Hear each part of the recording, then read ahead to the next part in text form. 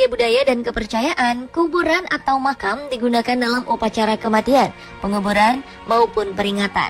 Bahkan di beberapa tempat, karena keunikannya situs-situs pemakaman bersejarah telah menjadi objek wisata pemakaman populer dan atraktif. Lantas seperti apa dan di mana tempat-tempat pemakaman terunik di dunia?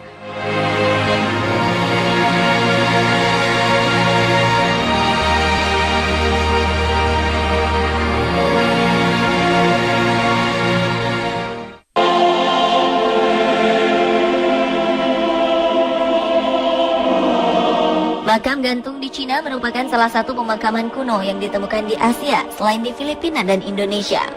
Makam gantung ini terletak di Provinsi Sichuan, Gongshan, sebuah pemakaman masyarakat Bo, masyarakat Guyue dari Gunung Harimau Naga dan masyarakat Guyue dari Gunung Wuyi. Di pegunungan Wuyi ini kita dapat menemukan beberapa makam yang telah berusia lebih dari 3.750 tahun. Sekitar 100 peti mati tergantung di sisi tebing setinggi 600 meter dan panjang 120 meter. Peti-peti ini disusun bertingkat dengan peti kayunya dijepitkan pada batu. Peti mati terendah terletak pada 10 meter di atas tanah, sedangkan peti tertinggi berada pada 130 meter di atas tanah. Setiap peti mati terbuat dari batang pohon tunggal yang dilubangi dan pada dasarnya dilindungi oleh penutup perunggu. Namun praktek pemakaman gantung di tebing ini kini telah ditinggalkan oleh masyarakat Bo yang diyakini telah punah 400 tahun lalu. Meski tak ada penjelasan pasti dari orang-orang Bo, para peneliti meyakini masyarakat Bo beranggapan jika para dewa mereka akan lebih mudah menjangkau jasad-jasad yang telah tiada ini pada ketinggian tersebut.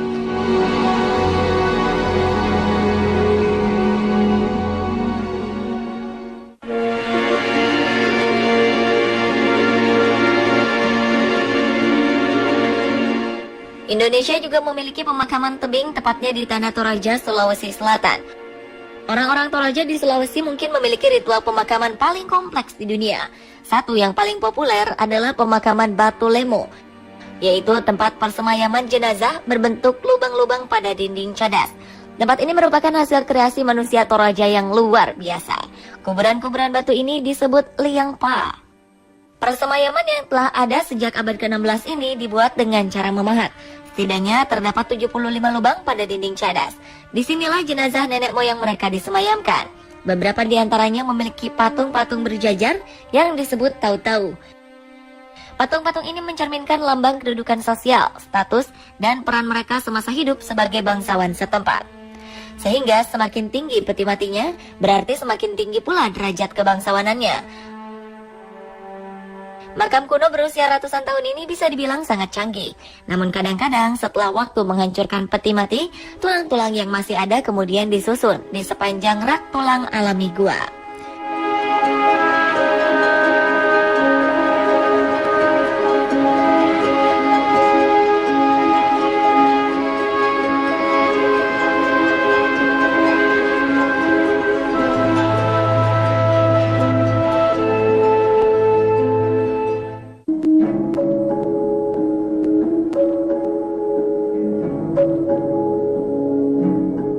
Lain halnya dengan pemakaman di Manazan Caves di Turki. Pemakaman ini berada di dalam desa yang dibangun di dalam tebing batu di Karaman. Desa Manazan terbuat dari pahatan-pahatan yang dipahat sendiri oleh penduduknya. Ruangannya tertata rapi. Dilihat dari luar akan ada pintu-pintu yang tertata rapi. Pintu-pintu inilah yang menjadi tempat tinggal penduduk Manazan. Di dalam tebing batu ini terdapat 5 lantai yang berisi tempat tinggal dan berbagai macam fasilitas lain seperti gereja, pasar, hingga pemakaman. Setiap lantai di desa dalam tebing ini memiliki fungsi masing-masing.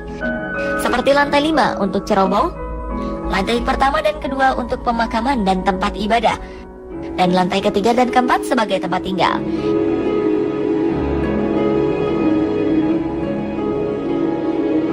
Yang paling unik tentu saja area pemakamannya.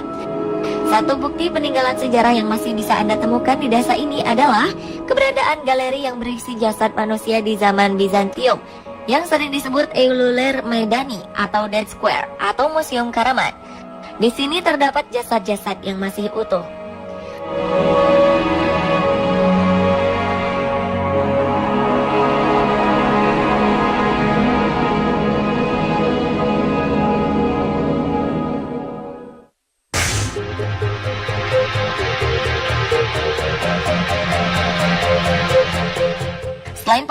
langit tebing di Indonesia juga terdapat makam-makam pohon, di Bali misalnya.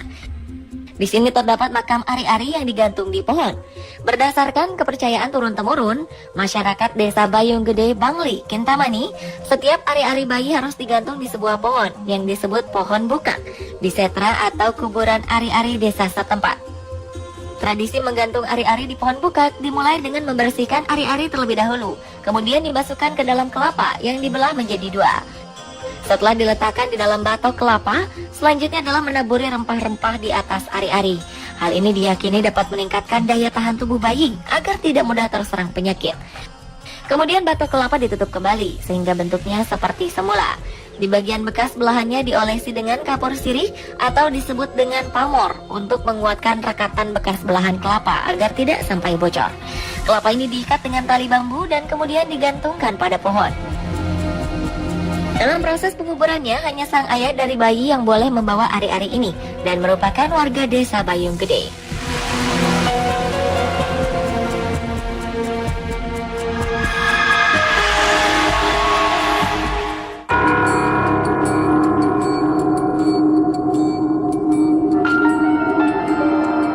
Selain di Bali, terdapat pemakaman bayi Kambira di Tanah Toraja, Sulawesi Selatan.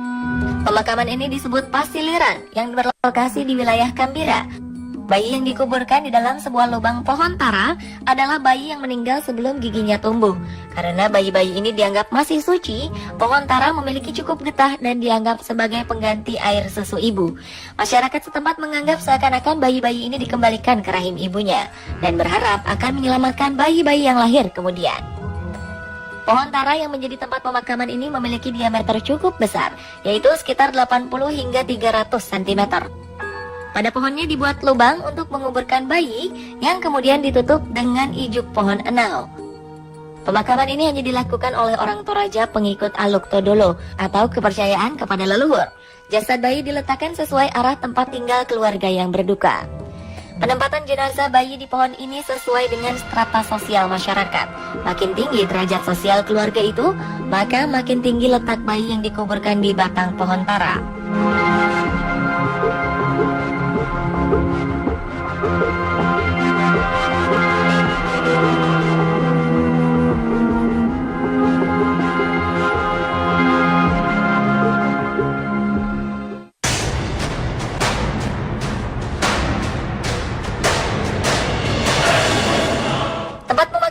Lainnya ada di bawah laut. Di Pulau Camiguin, Filipina, terdapat pemakaman di bawah laut. Pemakaman ini berada di dalam Laut Boho, sekitar 10 km di lepas pantai utara Mindanao. Pulau Camiguin sebenarnya adalah sebuah kota bernama Katarman yang menghilang setelah gunung berapi menenggelamkannya. Letusan gunung vulkan berlangsung secara terus-menerus dari 1871 hingga 1875, tak berhenti memuntahkan lava ke laut. Akibatnya, ketinggian air laut naik hingga mencapai 2000 meter dan merendam kota Katarman, termasuk daerah pemakaman kota ini. Sisa-sisa struktur dan batu nisan pemakaman kota ini masih bisa terlihat saat air laut surut hingga 1948. Tapi ketika gunung vulkan meletus untuk keempat kalinya, ia mengubur kota ini lebih dalam hingga 6 meter. Pada 1982, sebuah salib besar dibangun di atas daerah lava yang telah mengeras untuk menandai adanya pemakaman tua di sini. Pemakaman tua yang telah tenggelam ini kini menjadi salah satu objek wisata yang banyak dikunjungi di Pulau Camiguin.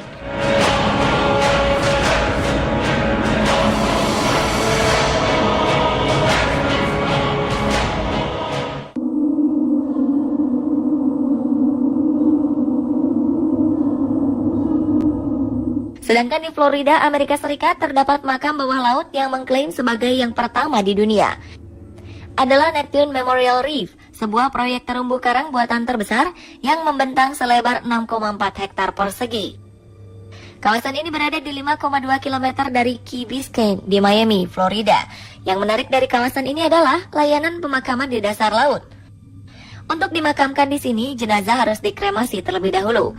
Alih-alih menyebarkan abu kremasi ke laut, orang-orang yang ditinggalkan tetap bisa melihat orang yang mereka cintai di Neptune Memorial Reef dengan cara mencampur abu kremasi dengan semen untuk kemudian dibentuk ke dalam cetakan yang diinginkan. Selanjutnya, seorang penyelam akan meletakkannya di terumbu karang.